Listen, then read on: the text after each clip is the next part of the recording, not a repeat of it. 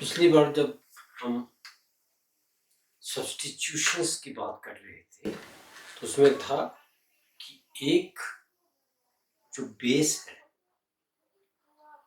उसकी जगह दूसरा कोई बेस आ गया और फिर म्यूटेशन होगी। जैसे कि हमने हीमोग्लोबिन एडल्ट HbA और हीमोग्लोबिन जिनमें सिकल सेल एनीमिया होता है HbS की बात की थी। तो 6 नंबर पोजीशन पे ग्लूटामिक एसिड की जगह वैलीन आ गई, तो उससे वो हीमोग्लोबिन एडल्ट जो नॉर्मल हीमोग्लोबिन है वो सिकल सेल वाले हीमोग्लोबिन में कन्वर्ट हो गया। अब ये जो बेसिस हैं न्यूक्लिक एसिड में वो 4 हैं, जिनको हम 2 कैटेगरीज में बांट सकते हैं। तो जो कैटेगरीज हैं वो हैं प्यूरिन्स और पिरिमिडिन्स। और प्यूरिन जो है वो 2 हैं, एडेनिन और ग्वानिन, जिनको हम A और G से डिनोट करते हैं। पिरिमिडिन्स हैं साइटोसिन, C से डिनोट किया, और थाइमिन, T से। जब सब्स्टिट्यूशन होगी तो एक प्यूरिन बेस जो है, जैसे एडेनिन जो है, अगर जो कोडोन है, जेनेटिक कोड है, उसमें ग्वानिन से दूसरी प्यूरिन से चेंज हो जाए, या एक पिरिमिडिन दूसरी पिरिमिडिन से सब्स्टिट्यूट हो जाए, एक प्यूरिन एडेनिन जो है वो ग्वानिन से सब्स्टिट्यूट हो जाए, और एक पिरिमिडिन साइटोसिन जो है दूसरी पिरिमिडिन थाइमिन से सब्स्टिट्यूट हो जाए, कहते हैं ट्रांजिशन। एक ऐसा फिनोमेना जिसमें कि एक प्यूरिन दूसरी प्यूरिन से सब्स्टिट्यूट हो जाए और एक पिरिमिडिन दूसरी पिरिमिडिन से सब्स्टिट्यूट हो जाए, तो उस केस में इसको हम कहेंगे ट्रांजिशन। और ये ट्रांजिशन जो है वो होती है टॉटोमराइजेशन की वजह से। टॉटोमराइजेशन है, और टॉटोमराइजेशन में क्या होगा, जो कॉमन फॉर्म है, नॉर्मल फॉर्म है एडेनिन की, ग्वानिन की, साइटोसिन की और थाइमिन की, उनकी वो अनकॉमन फॉर्म में वो ट्रांसफॉर्म हो जाते हैं। तो ऐसे सब बेसिस जो कॉमन फॉर्म से अनकॉमन फॉर्म में ट्रांसफॉर्म हो जाते हैं, उनको हम कहते हैं टॉटोमर्स, और फिनोमेना को कहते हैं टॉटोमराइजेशन। अब हम एग्जांपल लेते हैं। तो जो पिरिमिडिन है, साइटोसिन जो है, इसका ये कॉमन फॉर्म है या नॉर्मल स्ट्रक्चर है। अब ये ट्रांसफॉर्म होगी, जो अनकॉमन फॉर्म है इसकी, उसमें क्या होगा कि ये जो अमाइनो ग्रुप जो है, अमाइनो जो है वो इमिनो में चेंज हो जाएगा। साइटोसिन है, ये कॉमन फॉर्म जो है इसका ये है, और इसमें ये जो अमाइनो जो ग्रुप है वो इमिनो में चेंज होगा, तो ये NH2 जो है ये NH में चेंज होगा। तो ये अनकॉमन फॉर्म है और ये कॉमन फॉर्म है। दूसरा जो है वो है थाइमीन। तो जो थाइमीन है इसमें क्या होगा, ये जो कीटो ग्रुप है, जो कीटो ग्रुप है ये इनोलिक फॉर्म ग्रुप में चेंज हो जाएगा। ये जो कीटो ग्रुप है वो इनोलिक ग्रुप में चेंज हो जाएगा। तो कीटो जो है वो इनोल में चेंज हुआ। तो ये जो अनकॉमन फॉर्म्स हैं, ये कॉमन फॉर्म्स हैं और ये अनकॉमन फॉर्म्स हैं, इनको हम कहते हैं टॉटोमर्स। ऐसे ही जो हमारे पास ये pyrimidines की बात है, प्यूरिन जो है एडेनिन और ग्वानिन, उसमें भी अमाइनो से इमिनो और कीटो से इनोलिक फॉर्म में चेंज आएगी। है प्यूरिन है एडेनिन, ये अनकॉमन फॉर्म में कॉमन से जाएगी, तो इसमें भी ये जो अमाइनो ग्रुप है वो इमिनो ग्रुप में चेंज हो जाएगा, जैसे कि पिरिमिडिन्स में हुआ। तो इसमें ये इमिनो ग्रुप में चेंज हो गया और ये अमाइनो ग्रुप जो है वो इमिनो में चेंज हो गया। ये इसका टॉटोमर बन गया। इनमें ग्वानिन, और ग्वानिन के केस में क्या होगा कि कीटो जो है वो इनोलिक फॉर्म में चला जाएगा, और इसमें तो ये कीटो ग्रुप जो है ये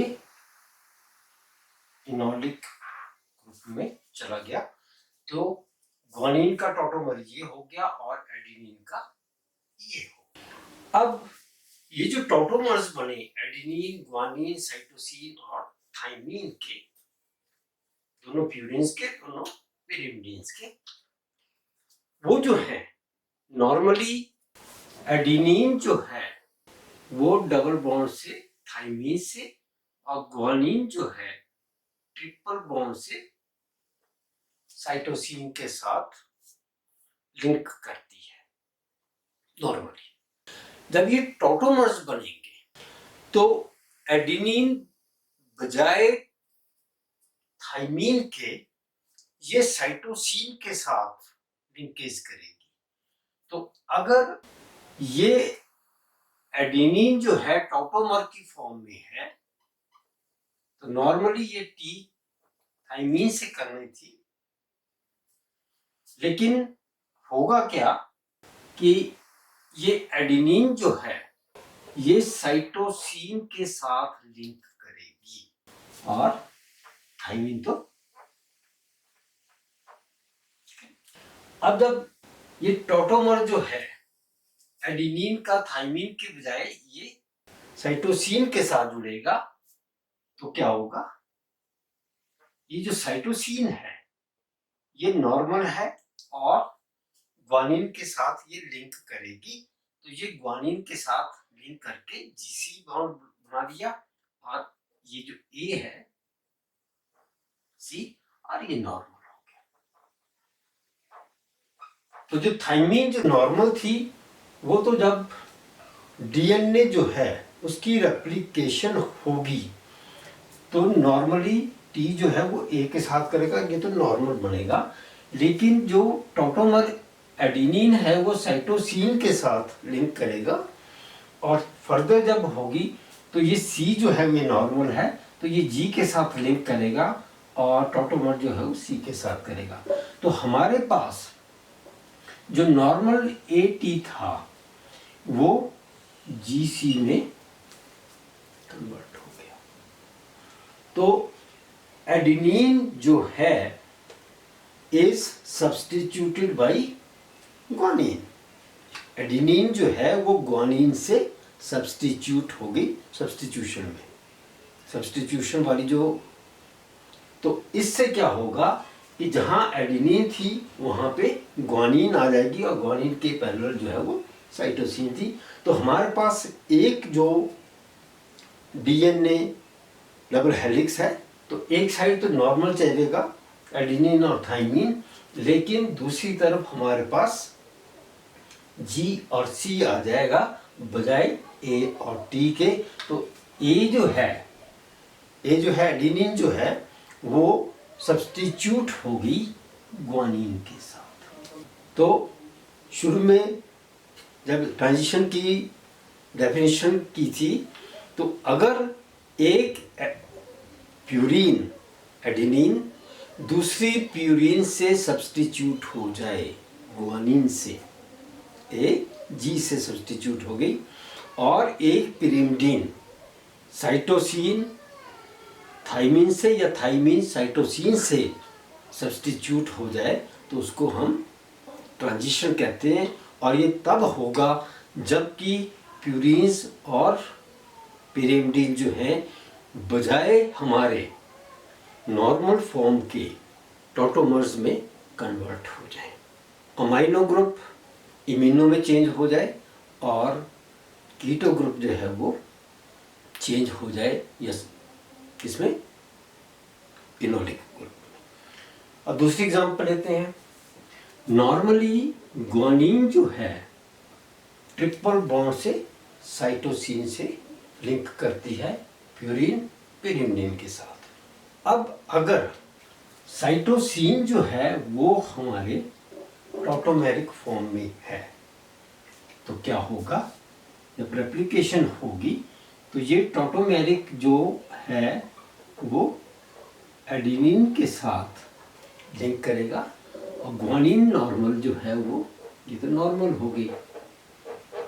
अब क्योंकि ये टॉटोमर जो है साइटोसिन का एडेनिन के साथ करता है तो ये एडेनिन जो है रेप्लिकेशन में ये जो नॉर्मल एडेनिन जो है ये थाइमिन के साथ लिंक करेगी और हमारे पास ये जो जीसी था ये एटी में कन्वर्ट हो गया। तो एक प्यूरिन दूसरी प्यूरिन से सब्स्टिट्यूट हुई और एक पिरिमिडिन दूसरी पिरिमिडिन से सब्स्टिट्यूट हो गई, तो इसको हम कहते हैं ट्रांजिशन। अब क्योंकि ये जो सब्स्टिट्यूशन हो रही है एटीजीसी में, ये हो रही है डीएनए रेप्लिकेशन में। तो जब भी डीएनए रेप्लिकेट करता है तो वो एक कॉपी बनाता है। डीएनए रेप्लिकेशन के दौरान एक स्ट्रैंड दूसरे स्ट्रैंड की कॉपी बनाता है और दूसरा स्ट्रैंड पहले उसकी कॉपी बनाता है। इसलिए क्योंकि ये ट्रांजिशन हुई प्यूरिन सब्स्टिट्यूटेड बाय प्यूरिन और एक पिरिमिडिन दूसरी पिरिमिडिन से सब्स्टिट्यूट हुई, इसलिए ऐसी म्यूटेशन जो अराइज होंगी उनको कहते हैं copy error mutations. Copy error mutations, तो ये कॉपी एरर म्यूटेशंस तब होंगी जब हम स्टडी करेंगे उस डीएनए को जिसमें कि रेप्लिकेशन जो है वो हो रही है। तो जो केमिकल म्यूटेशंस हैं उनका क्या इफेक्ट होता है म्यूटेशन कॉज करने में, क्योंकि ये म्यूटेशंस हैं। तो पहली जो सीरीज है केमिकल्स की वो है एल्काइलेटिंग एजेंट्स। ऐसे केमिकल्स जिसमें एक, दो या दो से ज़्यादा एल्काइल ग्रुप्स जो हैं वो प्रेजेंट हों उनको कहते हैं एल्काइलेटिंग एजेंट्स। एल्काइलेटिंग एजेंट्स की एग्जांपल्स हैं diethyl sulphate DES, dimethyl sulphate DMS, methyl methane sulphonate MMS, ethyl ethane sulphonate EES। अब ये जो एल्काइलेटिंग एजेंट जो हैं ये क्या करते हैं, म्यूटेशन कॉज कैसे करते हैं? ये जो एल्काइलेटिंग एजेंट्स जो हैं ये ग्वानिन पर एक एल्काइल ग्रुप जो है वो ऐड कर देते हैं। ग्वानिन पे एल्काइल ग्रुप जो है वो ऐड हो जाता है। इसका मतलब ये हुआ कि इथाइल या मिथाइल ग्रुप जो है वो ग्वानिन के साथ अटैच कर गया या उस पर ऐड हो गया। अब जब ये एल्काइल ग्रुप ग्वानिन पे ऐड होगा, इसको ये बेस एनालॉग एडेनिन की तरह बना देगा।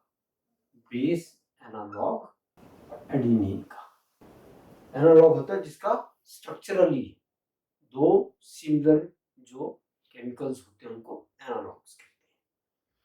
तो जो एल्काइल ग्रुप है, चाहे वो इथाइल है चाहे वो मिथाइल है, जब ग्वानिन के साथ अटैच होगा तो वो एडेनिन की तरह हो जाएगा।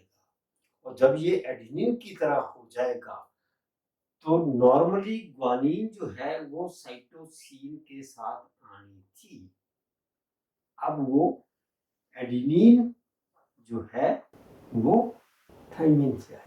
एडेनिन, और क्योंकि ग्वानिन जो है वो एडेनिन की तरह हो गई तो एडेनिन ये जीसी की बजाय ये एटी जो है वो आ जाना था, तो सब्स्टिट्यूशन हो गई, जी और सी की जगह ए और टी हो गई। दूसरा इफेक्ट जो होगा कि ये जो एल्काइलेटिंग एजेंट हैं जब वो ग्वानिन के साथ अटैच होंगे, इथाइल या मिथाइल ग्रुप, तो वो क्या करेंगे कि वो जो एल्काइलेटेड ग्वानिन है उसको डीएनए स्ट्रैंड से निकाल देंगे। तो ये एल्काइलेटेड ग्वानिन जो है ये स्ट्रैंड से, डीएनए स्ट्रैंड से बाहर निकल जाएगी।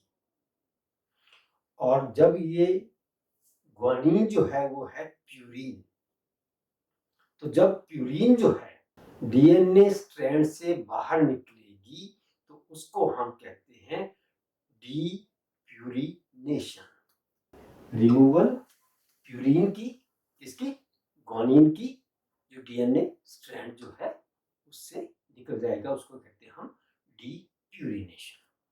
अब जब ये डीप्यूरिनेशन होगी, ग्वानिन निकली, तो अगर ये हमारे पास स्ट्रैंड है, ये ए टी जी सी ए, तो जब ये ग्वानिन जो है उसकी डीप्यूरिनेशन होगी, रिमूवल होगी, तो हमारे पास ये बचेगा स्ट्रैंड जो है ए टी सी और ए, जी निकल गया। उससे क्या होगा कि ये जो जी वाला स्पेस है वो खाली हो जाएगा, ब्रेक आ जाएगा डीएनए स्ट्रैंड में, क्योंकि जी जो है वो बाहर निकल गया।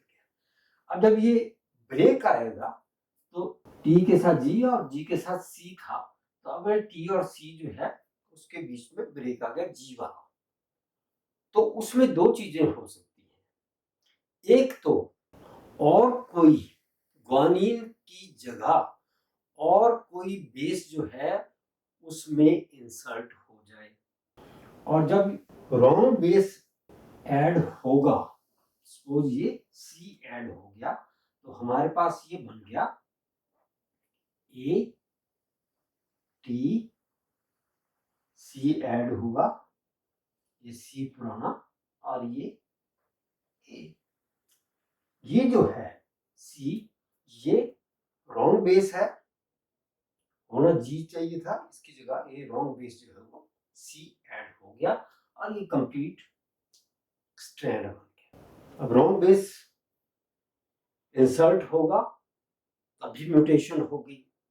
एक और चीज हो सकती है कि ये जो हमारे पास स्पेस है जिसमें कि जी रिमूव हुआ है एल्काइल, ये स्पेस जो है ये बजाय इससे कि वो रॉन्ग बेस से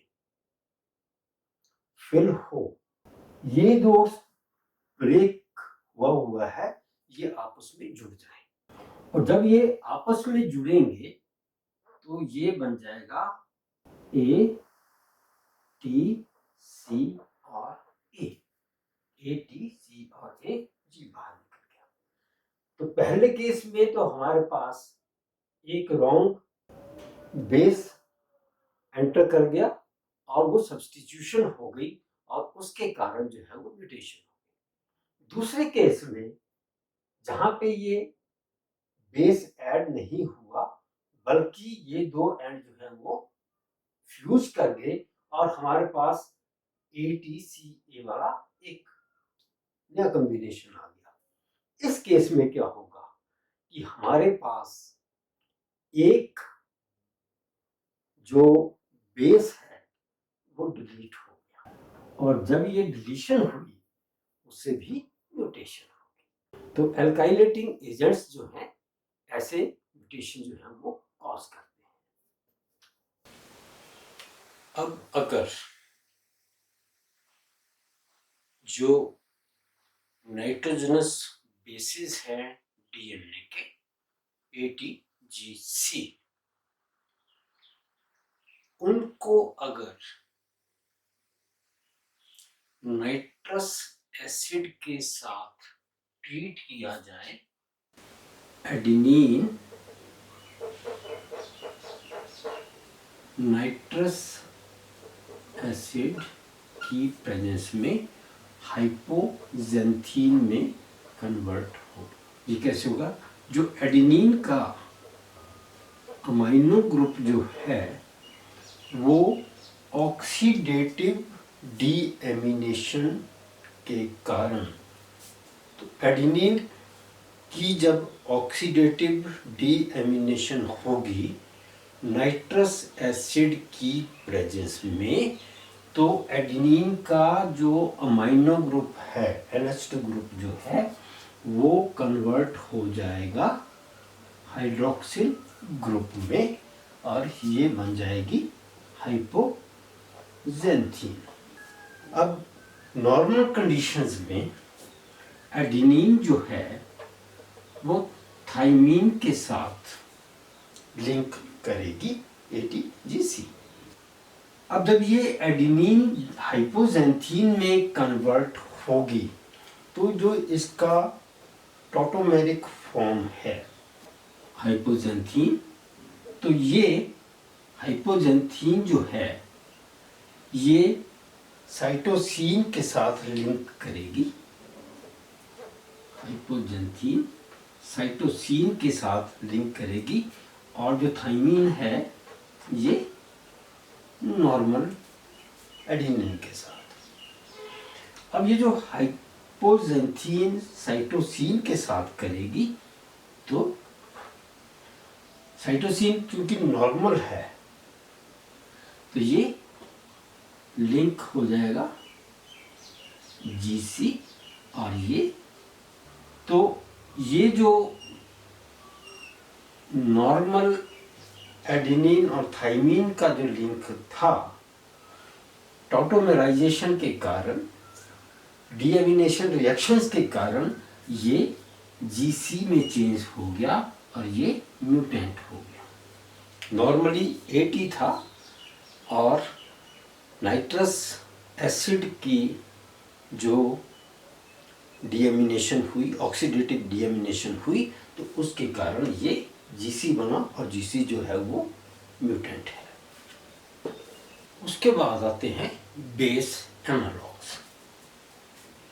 बेस एनालॉग्स जो हैं, जो बेस हैं वो ATGC हैं DNA के, और एनालॉग्स वो केमिकल्स हुए जिनका मॉलिक्यूलर स्ट्रक्चर इन बेसिस के साथ मिलता जुलता है। तो एनालॉग्स ऐसे केमिकल्स हुए जिनका मॉलिक्यूलर स्ट्रक्चर जो है वो बेस जो है ATGC उनसे मिलता जुलता है। अब एग्जाम्पल लेते हैं। अब ये जो 5-ब्रोमो यूरासिल जो है इसका स्ट्रक्चर, मॉलिक्यूलर स्ट्रक्चर मिलता है थाइमीन के साथ, क्योंकि जो थाइमीन है वो है 5-मिथाइल यूरासिल। 5-ब्रोमो यूरासिल और 5-मिथाइल यूरासिल का मॉलिक्यूलर स्ट्रक्चर ऑलमोस्ट सेम है। एक जगह मिथाइल ग्रुप है, एक जगह ब्रोमो ग्रुप है। इसके कारण जो 5 ब्रोमो यूरासिल जो है वो थाइमीन का प्लेस ले लेगी। और थाइमीन का प्लेस कैसे लेगी? नॉर्मली 80 है, तो ये 5 ब्रोमो यूरासिल जो है वो के साथ लिंक बनाएगी। नॉर्मली एडिनिन और थाइमीन का लिंकेज है ATGC। तो ये क्योंकि थाइमीन जो है वो बेस एनालॉग है, मॉलिक्यूलर स्ट्रक्चर जो है वो ऑलमोस्ट सिमिलर है। एक में मिथाइल ग्रुप है, एक में ब्रोमो ग्रुप है, इसलिए ये थाइमीन का प्लेस ले लेगी जब DNA रेप्लिकेशन होगी। तो ये एडिनिन के साथ थाइमीन की जगह ये 5 ब्रोमो यूरासिल होगी। अब जब ये 5 ब्रोमो यूरासिल हुई तो एक तो ये नॉर्मल हो गया। और ब्रोमो यूरासिल जो है वो, अब जो ये ब्रोमो यूरासिल जो है जब ये इनोलिक फॉर्म से कीटो फॉर्म में कन्वर्ट होगी, ये इनोलिक फॉर्म है और ये कीटो फॉर्म में जब जाएगी तो बजाय ये एडिनिन के ये ग्वानिन के साथ लिंक करेगी। तो कीटो फॉर्म जो है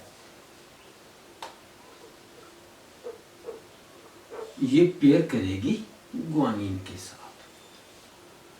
और जब ये ग्वानिन के साथ करेगी तो ग्वानिन से बन जाएगा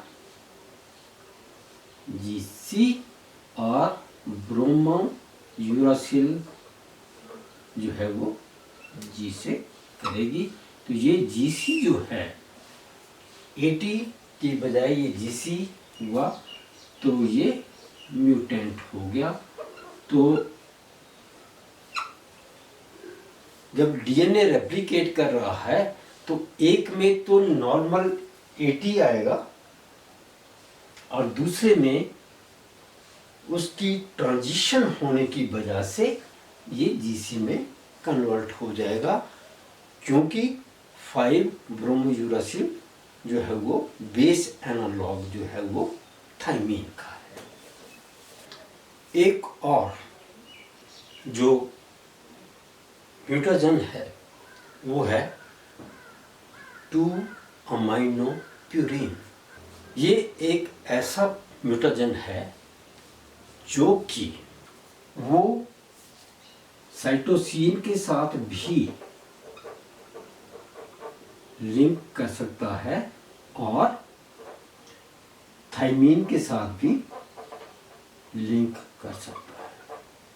एक ही केमिकल या म्यूटाजन 2 डिफरेंट बेसिस के साथ लिंक कर सकता है। तो 2AP जो है साइटोसिन के साथ भी लिंक कर सकता है और थाइमीन के साथ भी। जब ये साइटोसिन के साथ लिंक करेगा तो ये साइटोसिन जो है जब DNA रेप्लिकेट होगा तो ये ग्वानिन के साथ जो है वो लिंक कर देंगे। उसके बाद स्विचिंग होगी। पहले इसने साइटोसिन के साथ लिंक किया तो हमारे पास बन गया ग्वानिन और साइटोसिन रेप्लिकेशन के बाद। उसके बाद ये 2AP जो है ये लिंक करेगा थाइमीन के साथ, और जब ये थाइमीन के साथ लिंक करेगा तो रेप्लिकेशन में जो होगा वो ये हो जाएगा 80। तो स्विचिंग ओवर जो है वो अल्टरनेटिवली ये साइटोसिन के साथ और थाइमीन के साथ अटैच होता रहेगा या लिंक बनाता रहेगा। तो एक जगह हमारे पास GC का लिंकेज आएगा और दूसरी तरफ A और T का लिंकेज आएगा। तो ऐसे GCAT का जो है वो स्विचिंग जो होगी वो दोनों स्ट्रैंड्स में होती रहेगी। अब कुछ म्यूटेशंस ऐसे हैं जो कि जो न्यूक्लिक एसिड बेसिस हैं ATGC, इनकी सिंथेसिस जो है वो इनहिबिट करते हैं। तो जो हैं वो प्यूरिन्स की सिंथेसिस को इनहिबिट करेंगे और कुछ जो हैं वो पिरिमिडीन्स की सिंथेसिस को इनहिबिट करेंगे। एडेनिन और ग्वानिन प्यूरिन्स हो गए और साइटोसिन और थाइमिन जो है वो। इससे क्या होगा, जब प्यूरिन्स की या पिरिमिडीन्स की सिंथेसिस म्यूटेशन के कारण इनहिबिट होगी तो एक तो उस प्यूरिन या पिरिमिडीन की जब जहाँ पेयरिंग होनी थी और इनहिबिटेड सिंथेसिस के कारण वो एब्सेंट होंगे तो वहाँ पे गैप्स आ जाएंगे या डिलीशंस हो जाएंगे। तो एक तो गैप्स आएंगे और डिलीशंस हो जाएंगी। दूसरे जो पेयरिंग होगी या लिंकेज होगी वो गलत लिंकेज हो सकती है और इन दोनों के कारण म्यूटेशंस हो जाएंगी। अब जो पिरिमिडीन्स के सिंथेसिस को इनहिबिट करता है वो केमिकल है यूरिथेन, और प्यूरिन्स की जो करता है वो है एजासिरीन। तो एजासिरीन और यूरिथेन, एजासिरीन प्यूरिन्स की सिंथेसिस को इनहिबिट करेगा और यूरिथेन जो है वो पिरिमिडीन्स की सिंथेसिस को इनहिबिट करेगा।